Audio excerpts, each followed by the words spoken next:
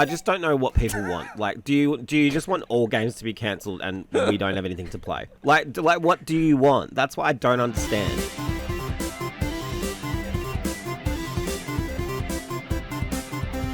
Hello and welcome to the Press Start podcast, Press Start Australia's weekly video game discussion podcast. I'm your host, Ewan, joined today by my fellow gamers and co-hosts, James. Hello. And Shannon. Hello. He's made his return. Today we're going to be discussing the latest on the Nintendo Switch 2, another delay impacting Assassin's Creed Shadows, an upcoming Xbox Developer Direct with a secret surprise, and James's preview of Kingdom Come Deliverance II. But first, we need to have a post-CES tech time with Shannon. You're not long back from CES over in Las Vegas, Shannon. How was your trip?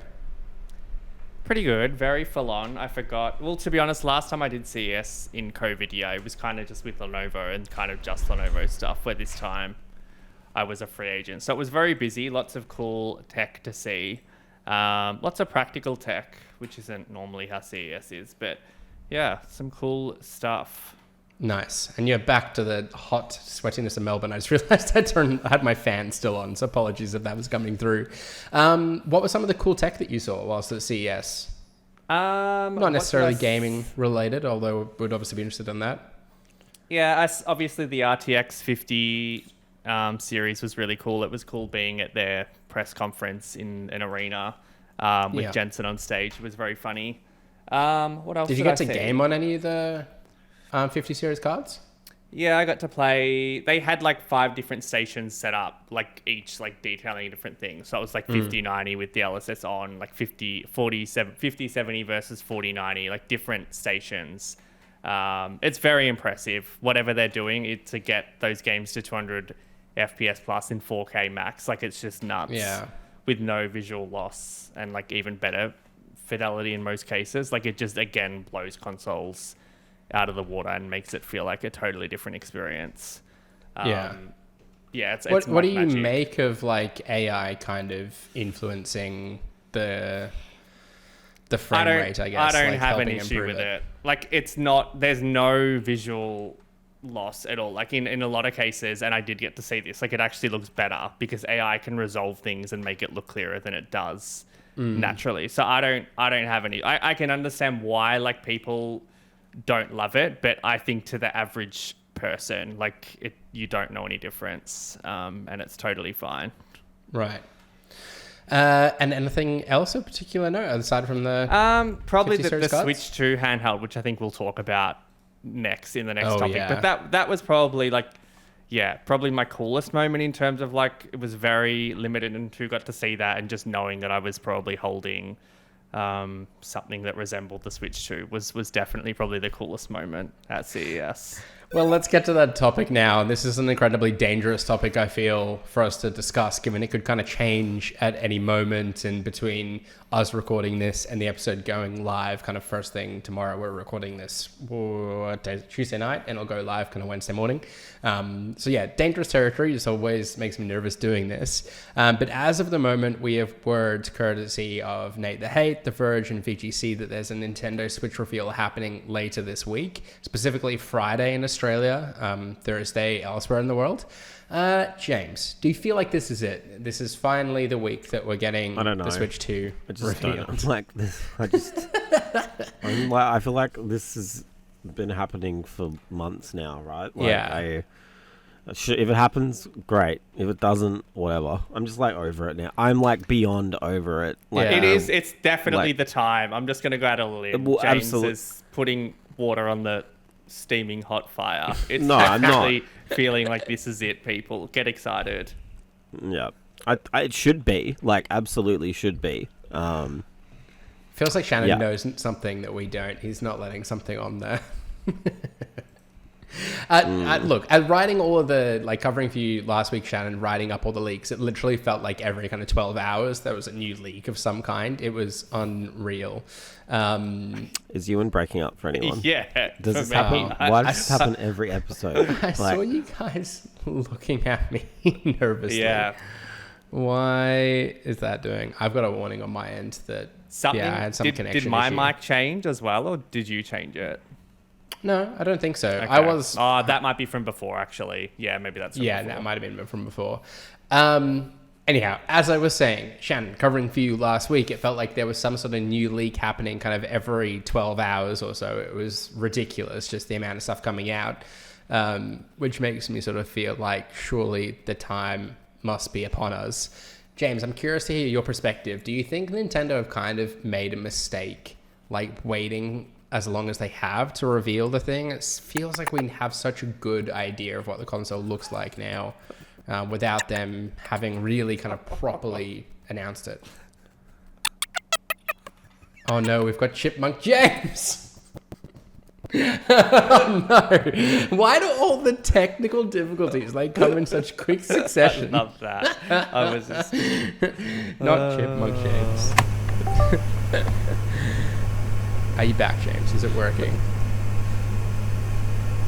No, it's still not. To be fair, it's better that they happen at the same time rather than... Yeah. Well, Shannon, let me direct the same question towards you then, because you got to kind of go hands-on with like a kind of... What's the right word? Like a 3D print kind of version of it? I think you can say it's like a prototype or a mock-up. I guess from a form factor point of view. Yeah, to answer your other question about it's hard to say like whether it's the right or wrong decision because we don't know how many they wanted to sell over the holiday and like if they hit that target. And Nintendo always said they wanted to stockpile units for launch, right? So like that's clearly why we're getting the leaks because it's been in production for a while. And we always thought January was the time. It does feel a little bit like a dampener in terms of like if I did hold the real Switch, like I've ruined that for myself and we've all had it ruined in terms of like how much we know. But like we don't know games, like we don't know what the stuff does. So it'll be there when it is announced. What I was going to say was... Welcome back to the studio, Real James. We had Chipmunk James like burst in. We're like, what are you doing here? Get out of here. Yeah.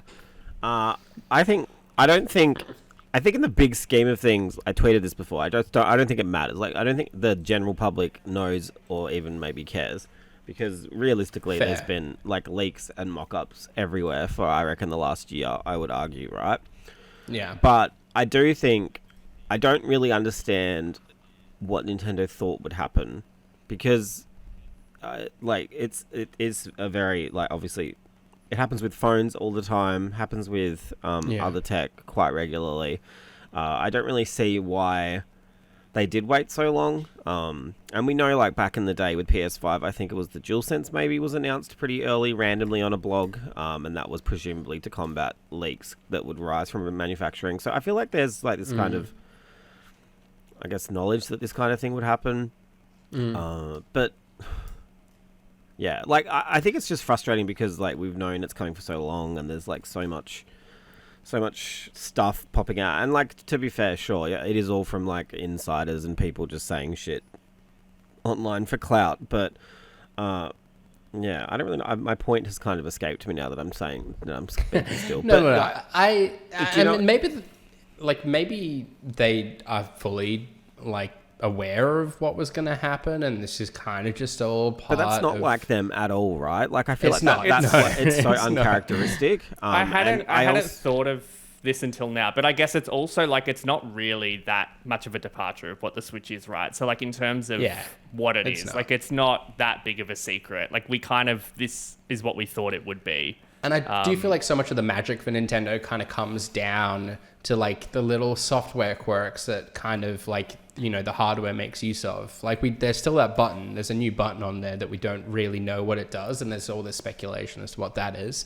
Yes, there's kind of rumors, but like that still feels like a bit of a mystery as to what this like new C button does. I think it might like mitigate though I think a lot of people might have been hoping they were going back to like a DS or some kind of situation like that, and at least now there might not be a disappointment when it's just one screen still. And I'm sure maybe they might do a 2-screen thing with something else. But I think it's fine for now. I do wonder if maybe they didn't want to cannibalize Switch sales, but at the same time, like I don't know.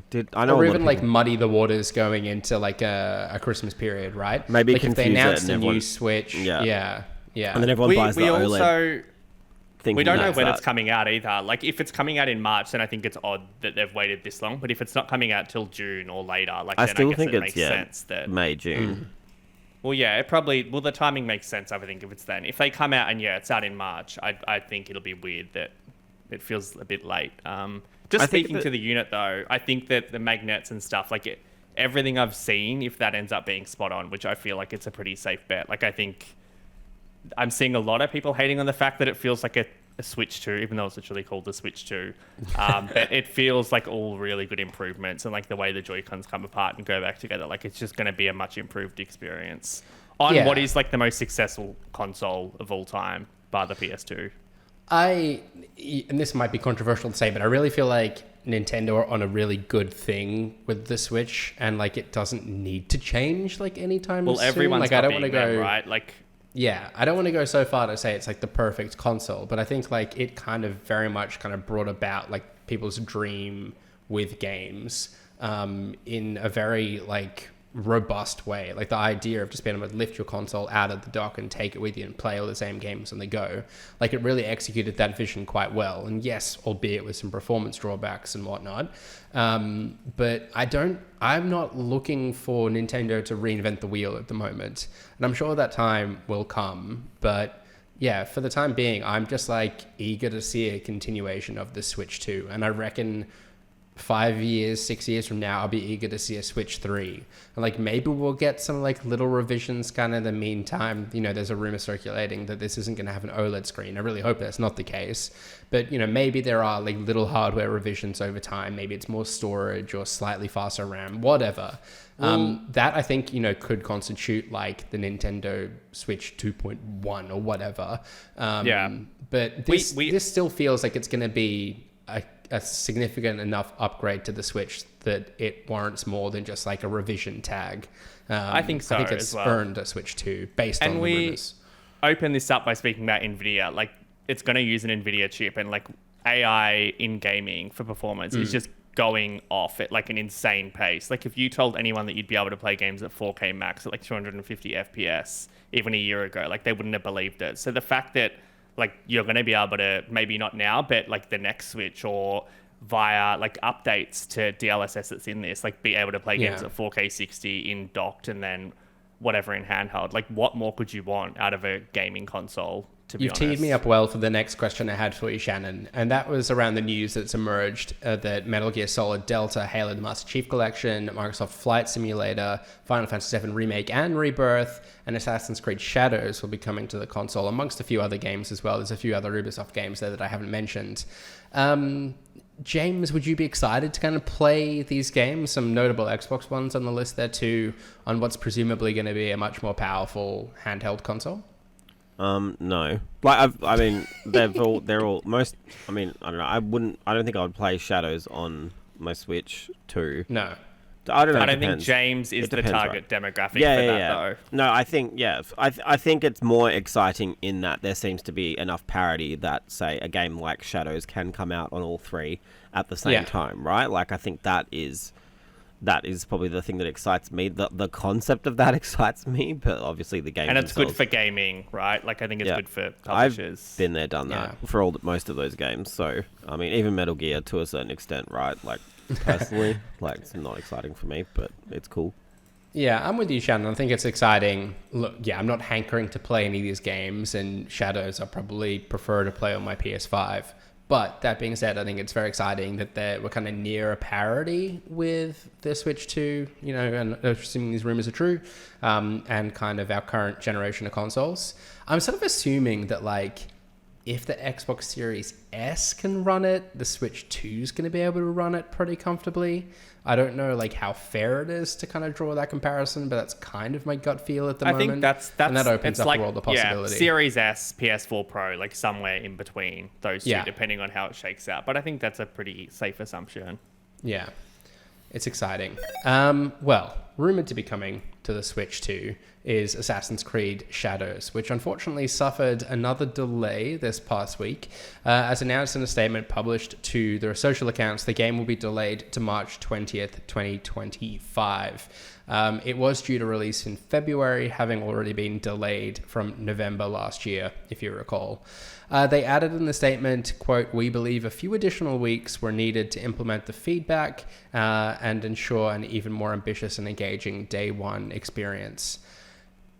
James, what alarm bells, if any, are kind of ringing in your head at this point in time, given this most recent delay?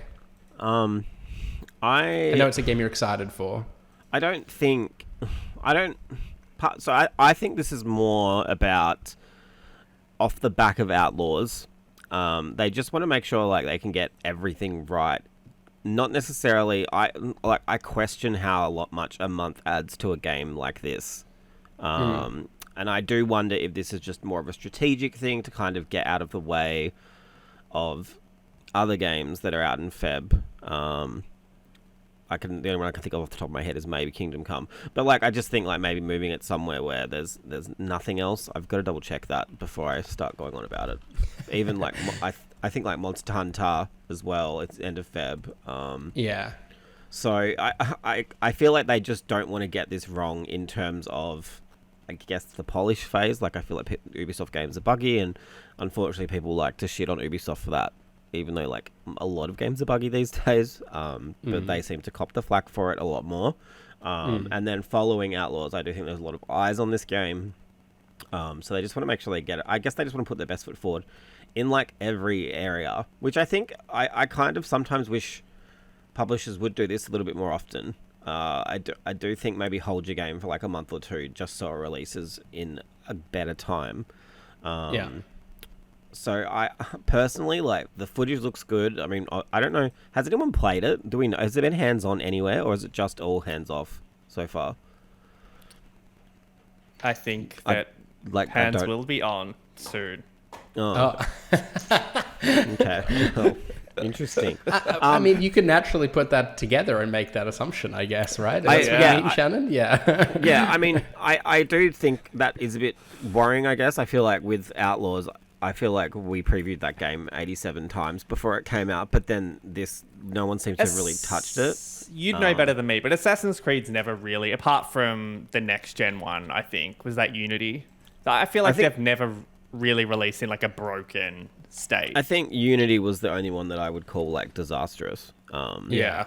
Like everything else was like, there'd be some issues, but it'd be pretty good overall. Yeah.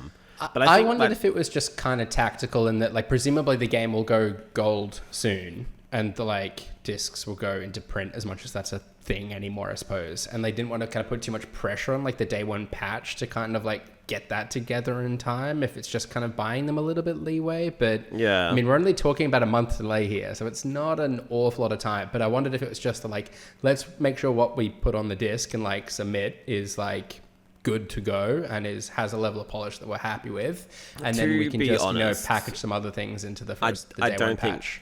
Disc considerations are made like, but there's still like days, a timeline for like submission, right? For like going through all the checks and stuff with PlayStation. I don't know how it works. I feel like there is less I feel like certification is way more lenient than it used to be, right? Like I feel like you used to get games get pushed back if there was issues, but games still came out now that are shit. I think as well, like we say a month isn't much, but it's a month with Ubisoft's like 42 studios, like with thousands of people working. So I think there's that is still going to be like a very feverish kind of improvement period for them. I think there's a lot to still be excited about. Like it's the first true next gen Assassins, which is kind of weird to think about this late into the gen, but that it literally is. Yeah. And I think it's a setting everyone's been wanting for ages. The combat looks great. The parkour looks really well improved. I'm still keen. I'm not worried. I still didn't mind Outlaws. I didn't think Outlaws was the best game ever or reinvented the wheel, but I think, yeah, I'm very keen to see what they've done. And I loved Odyssey, which is this team. So yeah. I think I want to draw the delineation. It's not the same team as Outlaws. Gonna say that Yes, sentiment around this game. I don't know if it's like DEI reasons or whatever, but like it's still really awful. Like I hate the pylon, like posting about this delay. Like people were so happy about it, and it's just like people are just like fucked. I just don't know what people want. Like, do you just want all games to be cancelled and we don't have anything to play? Like what do you want? That's what I don't understand. Part of me, well, I think I know what these people want, but like I just hate. Like I had the same thing with like Star Wars and Dragon Age. All the people I was talking to about it in real life, not on the internet, I was like, just give it a shot, and if you hate it, I don't know, return it or something. And everyone would play it and enjoy it. I'd be like, that game was actually quite good. I'm like, yeah, isn't that funny when you like try something and that aligns loosely with your tastes that you might enjoy it? Like, I fucking hate it. It's the worst part of games. Like, I don't want to say people who play games. Like, I don't hate people who play games. But I do think people were a little bit more open to trying shit. Just because it might do something that you don't like from a narrative perspective. I feel like there is like an unfair pylon with Shadows, and I feel like it 100%. Probably impacted Dragon Age the same way. And there was another game I wanted to call out as well, but it was like people had kind of made up their mind based on the opinion of others. It's like, oh, someone I follow on TikTok like shared this opinion of it, so now it's my opinion, and I'm just going to repeat that to the end of time. It's like just this kind of vicious cycle of like repeating somebody's idea without anyone actually kind of like trying the game and informing their own opinion. And, I say that conscious that, we're three people that like write about and review games and talk about them and stuff. And I hope people like connect with what we say, but like make your own judgment. Yeah, for sure. James, that rant is going to be what I clip out and share as the YouTube short now, right? And and then how I promote the show now. I get doxxed and I die. But we'll get a lot of views along the way, maybe, so that might be all right. I don't know. I just think just give it a shot. Like, if you like Assassin's Creed, I don't see you not liking this, but I don't know. Yeah. Play whatever you want. Play what I just think everyone should just play what they want and shut the fuck up. If you don't like it, just don't comment. Move on. Like, there's so many games I don't like that I don't go and find videos about it and comment on how shit it is. Yeah. And just on the delay, like a million and one games get delayed and end up being just fine. Like everyone's anticipating a GTA 6 delay at some point. I don't think anyone's going to be going, oh no, GTA 6 isn't going to be any good. And like every Naughty Dog game has been delayed. Like when like Ghost of Yotai gets delayed this year into next year, it's gonna won't mean anything about the game. Yeah, guys. Yeah. I believe. Speaking of things kind of coming up and exciting announcements just around the corner, would have been a better segue if we were still talking about the Nintendo Switch 2. But nonetheless, Xbox has announced an Xbox Developer Direct taking place on the 24th of January in just a couple of weeks. They've confirmed that Doom the Dark Ages, South of Midnight, is it Claire Obscura or Claire Obscura? I thought it was like whatever. We know what you mean. Expedition 33 is the game I'm talking about. Yeah. And a surprise unannounced game will also be featured. James, I'm going to come straight back your way here. What do you speculate the unannounced game will be? I don't know. I genuinely don't know. Is that exciting? There's rumors it's going to be a Japanese game. I think like Echo the Dolphin, or I saw something else. Yeah, I don't, because a lot of the exciting stuff about this comes from insiders who I personally do not like. Detest. So I'm not. Yeah, so I can't fucking stand. But they're all Game Pass games though, right? I think that was the insinuation from the actual announcement. So I'm assuming something from Sega, maybe. But who knows? If it is a Japanese game, I could see them maybe doing like a lesser, like maybe Final Fantasy remake of the Final Fantasy 9 remake was in the Nvidia leak all those years ago. I can see that maybe being a thing because Xbox likes to like kind of be like, hey, look, like we have Japanese games too, even though like But I feel like having one surprise game like does mean it needs to be something decent. Yeah, but every time if it was like maybe Sony or Nintendo during the presentation, I would agree. But I feel like when Xbox hypes things up, it's not always like I play my Xbox all the time, but I'm very aware of like how they are as hype makers. So, actually, that being said, if it isn't Echo the Dolphin, like that franchise, I think the last game was like 25 years ago. I wouldn't even call it. I think it's made by It was originally made by Americans. Like it's a very cult classic kind of game. So, sure, I'll take it. That's exciting, but I don't know. Let's just make it Resident Evil 9. Let's just do that. Let's just say they're finally revealing it. How exciting. Can someone remind me where we're at with Tango Gameworks? Because they, like... So they've just, like, gone... They separated ways with Xbox, but wasn't there talk that they were still going to do a game published by Xbox? I mean, they could, I guess. Well, wouldn't that be nice? Evil Within 3. That would be weird, I think. Or, like, a sequel to Hi-Fi Rush or something. I think it would be, like, goodwill for Xbox. It's like, hey... They've now gone their own way. We just we're still excited to have their games in our consoles. Yeah, I don't know. That was just a theory that I think it's like it's real talk. Like I think it's just going to be like whoever that team that did Wolong, like their next game. Like I know Koei Tecmo has like a lot of like teams, but whoever worked on Wolong, whatever their next game is, I think the that's next what it will Wu Chang Wolong. Yeah, Falling Feathers, Wandering Feathers, or whatever. That like another game like that. I think, to be honest. I did see a bit of chatter as well that it could have been a Double Fine game, which I for one would be really excited about. I loved Psychonauts 2. If they had Psychonauts 3, that would be incredible. I'd be all about that. A Banjo game from them would be like just a perfect marrying of IP and talent. But yeah. But assuming like the Japan angle is to be believed, that obviously wouldn't be the case.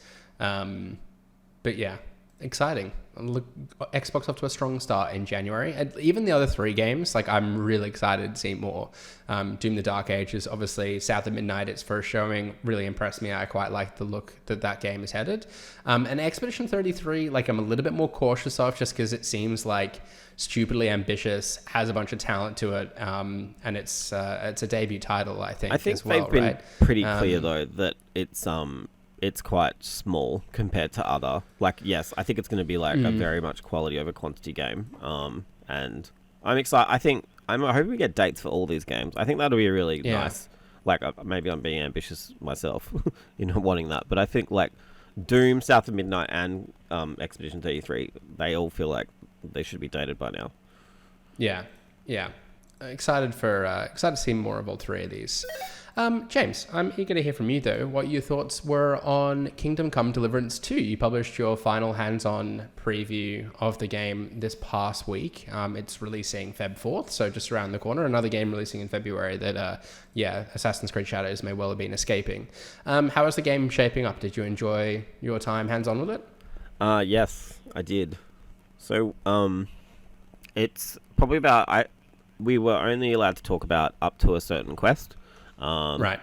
And I was told it was about 10 hours, but I think I've put about 30 hours into it, because it's one of those games where, the main quest, to get to that main quest, sure, it will take you 10 hours, but there's just like so much shit you can do elsewhere. But I think it's really good. A lot of my friends give me a lot of shit for not liking the first game. They think that it's the most wrong I've ever been as a reviewer. And I was like, okay, I'll take that. But I just didn't enjoy the first game for some reason. So when the second game came around, I was a bit nervous that I wouldn't like it. But it is very good. Like I don't know what it is. Like the game itself is very similar to the first game, but I think the difference is it's still challenging, right? Like, have you guys played the first one at all?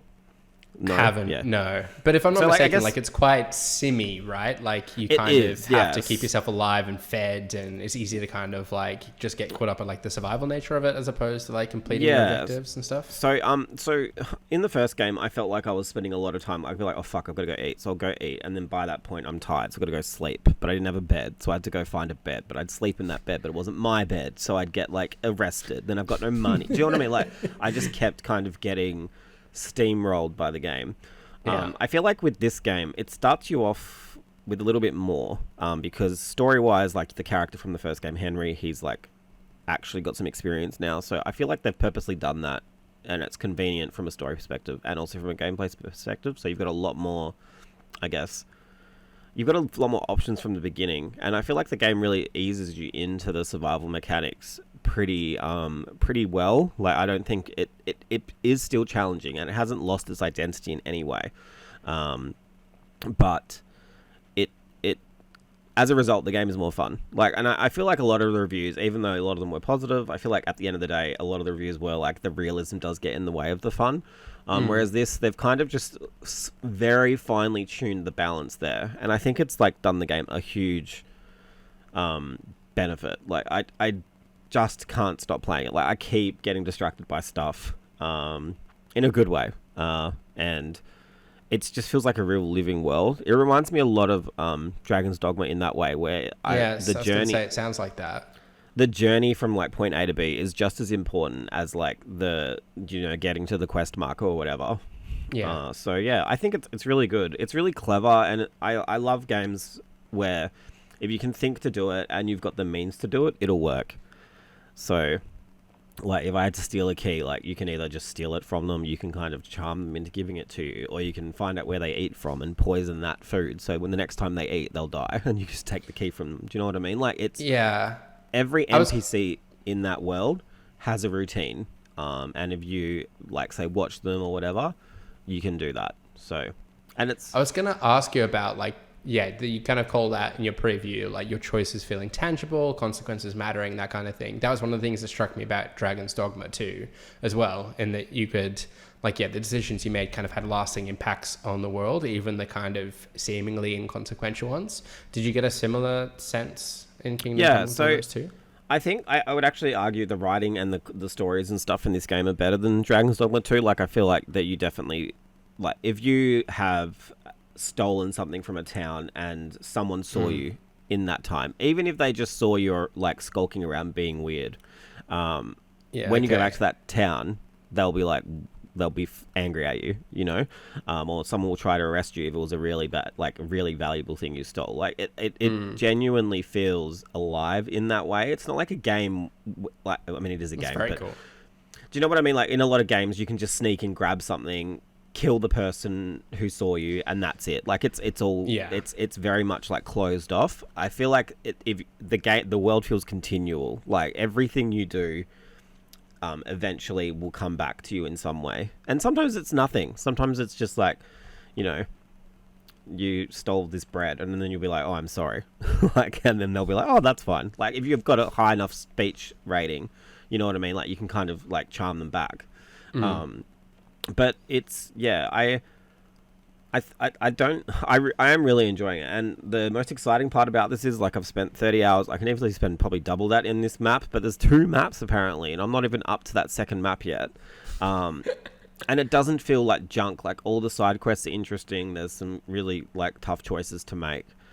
I really like it, and I really recommend it. I would probably say you don't have to play the first one if you're worried about jumping into this straight away.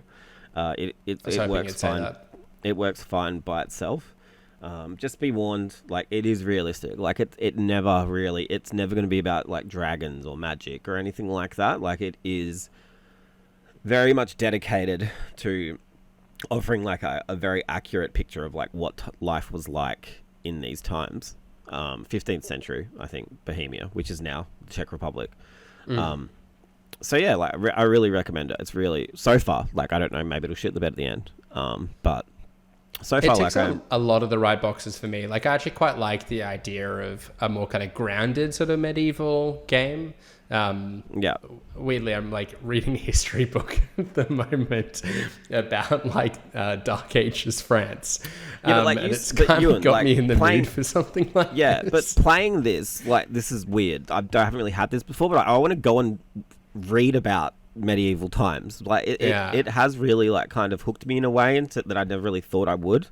And I think the other major thing I should probably quickly talk about is another huge frustration I had with the first game is the game doesn't let you just save any time, right? So you've got to either have a specific potion, which you can make in your little alchemy lab, or you got to sleep in a bed that you own. So early on, both of those things are quite hard to get.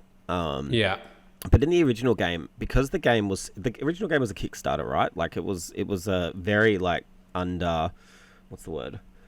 huge ambition, like no money kind of game. And just all of the bugs that you would hit, and the game would like freeze or crash, or there would be like, and the problem is like, because there was no auto saving, you would just lose all of this progress all the time, but not because you fucked up, but because the game literally fucked up.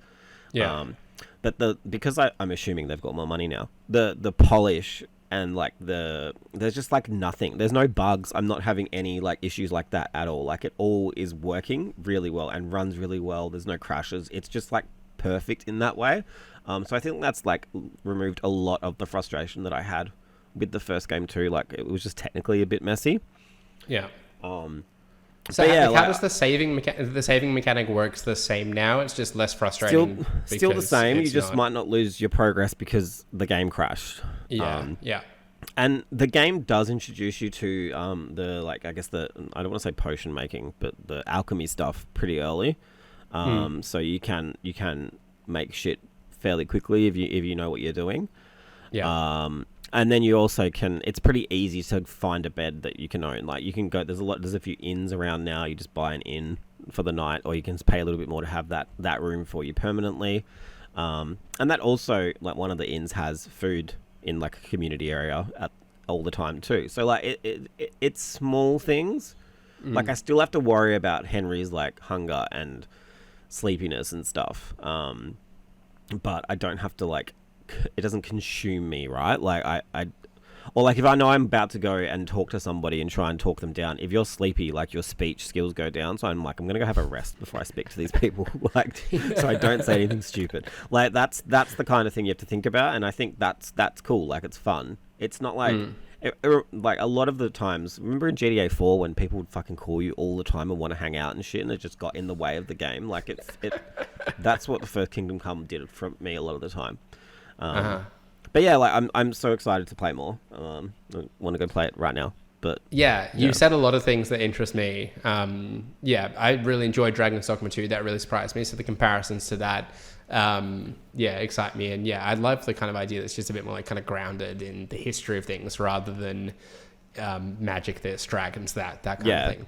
To like clarify, like I talk about Dragon's Dogma in terms of the quest design and the exploration, like it's still and the kind of like world impact by the sounds of things as well. But it's like the combat is very like almost like For Honor, where you've got the direction. It's almost like proper like medieval fencing, sword fighting, but like it's an action RPG, but it's not like Dragon's Dogma where you can do all this crazy cool shit. You can still do cool shit. And that's the presentation looks really impressive as well, based on it's great. The screenshots as well. It looks really good. And that's the last thing I'll probably say about it is I think that like at the beginning you just feel like you can't really do anything combat wise, but it actually feels really cool to kind of learn things about the combat and get better because the experience works like Skyrim, where like if you do lots of archery, your archery goes up. If you do lots of sword fighting, your sword fighting goes up, or you steal shit, that goes up.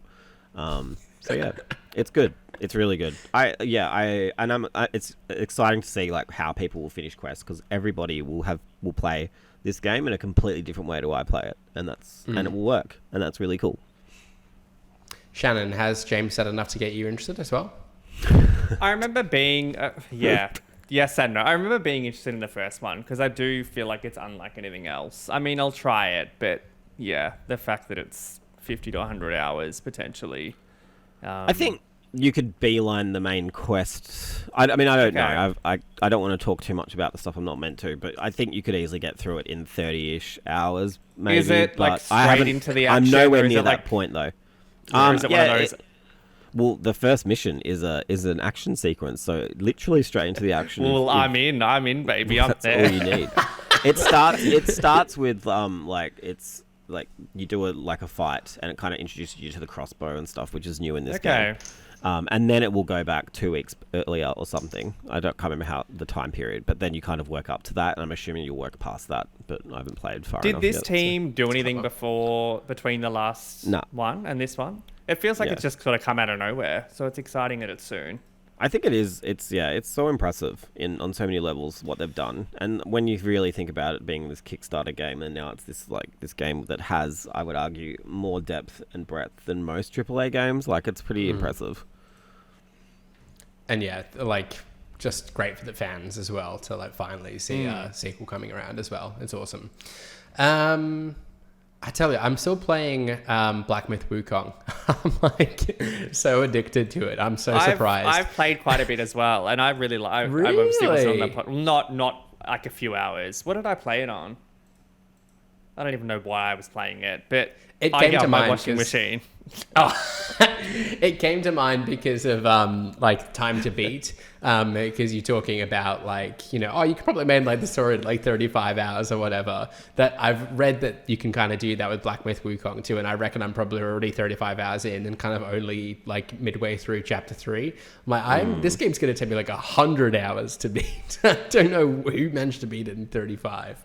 But anyhow, it's a maybe that says game. more about my ability to beat the bosses in there than anything else. I have a rapid fire question for you both this week. The Nintendo Alarmo is hitting shelves in Australia, so to speak, with availability via select retailers and the My Nintendo store for $159.99 AUD.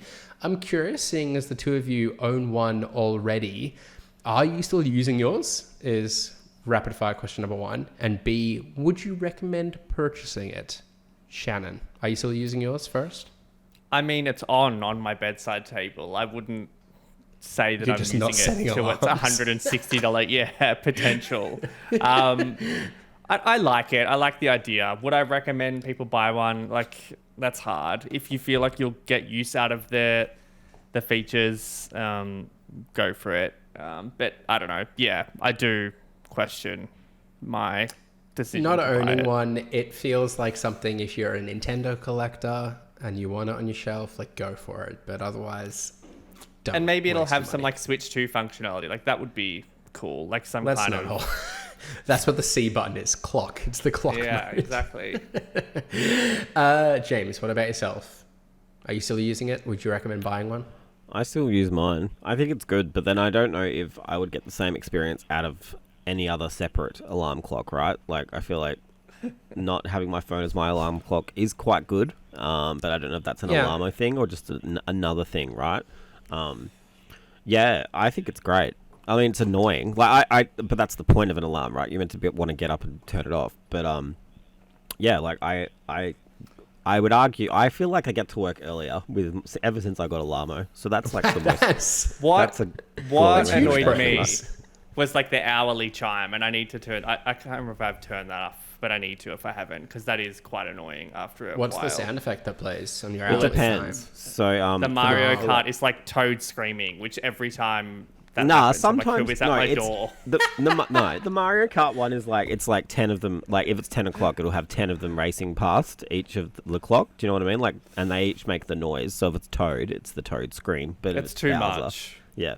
But the Right. Pikmin one is cool because it's the sound of like 10 Pikmin getting plucked out of the ground. Like I think it's clever. I really like it.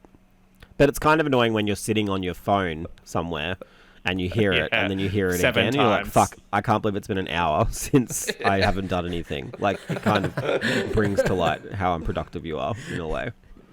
But it's good. Well, I reckon it's great, personally. I would let you run long on that rapid fire topic because we don't have What the Wiki this week, unfortunately. It was Brody's turn to host as he was last week's winner, and I feel like it's a little bit too early to be forcing James to host when he doesn't want to. But I speculate we will have a bonus episode later this week if there's a Switch 2 reveal, in which we'll make every effort to have Brody on as well and do What the Wiki then. But with that, for now, let us bring an end to what was this week's episode of the Press Start podcast. Subscribe to us on the listener or the podcast service of your choice. Follow us at pressstart.au and visit the site at pressstart.com.au. We've been joined today by Shannon. Yeah, you can follow me at Shannon Grixty on everything. And joining us today, it was James. Yeah, you can find me on X at @jams, and I'm on Blue Sky, but I still don't know how to tell you how to get there quickly, so just Google it if you want to find me. At least we're past the point where like you would need to invite someone to join you on Blue Sky for them to follow you. At least we're past true. that. I've been your host, Ewan. You can follow me on socials at Ewan_Roxburgh. Next week, we ought to have a fun show. We're either going to be talking about the Nintendo Switch 2 the next time you hear from us, or doing our Fantasy Critic draft, inspired by what the Kind of Funny games do crew each week as well, or each year, I should say. The two of you, I need to kind of make sure I brief you on what to do with that, because I don't know if Brody's quite managed to get through to you yet. But we will catch you next week for that. And until then, happy gaming. Bye. Bye.